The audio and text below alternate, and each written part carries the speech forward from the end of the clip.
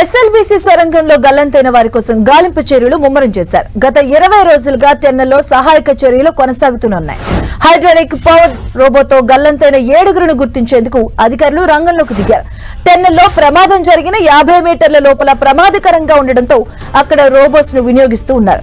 మనుషులు వెళ్లలేని ఆ ప్రాంతంలో బురద, మట్టి, రాళ్లతో రోబోలతో తొలగిస్తున్నారు. ఇక కన్వేయర్ బెల్ట్ ద్వారా బురద, మట్టి, రాళ్లను తరలించే అవకాశం ఉంది.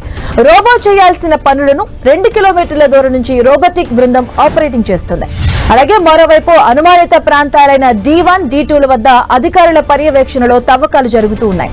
D2 వద్ద కేరళ జాగిలాలు మరోసారి వాసన పర్చిగట్టడంతో 3 రోజులుగా తవ్వకాలు జరుపుతూ ఉన్నారు.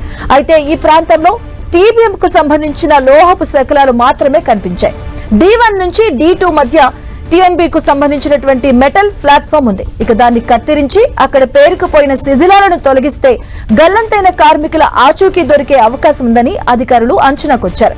ప్లాట్ఫామ్ క్యాబిన్ ను ప్లాస్మా అలాగే గ్యాస్ కటింగ్ పరికరాలతో కత్తిరించి శిథిలాలను అధికారులు తొలగిస్తున్నారు.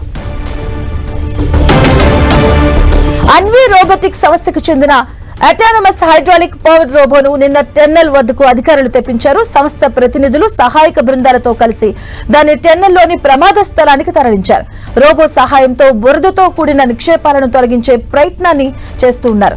ఇక సహాయక సిబ్బంది చేరలేని ప్రాంతాల్లో అటానమస్ హైడ్రాలిక్ పవర్ రోబో 15 రెట్ల అత్యధిక సామర్థ్యంతో పనిచేస్తాయని అధికారులు చెబుతున్నారు. ఈ రోబో ద్వారా 40 HP పంపు సాయంతో బురదను బయటకు పంపనున్నారు.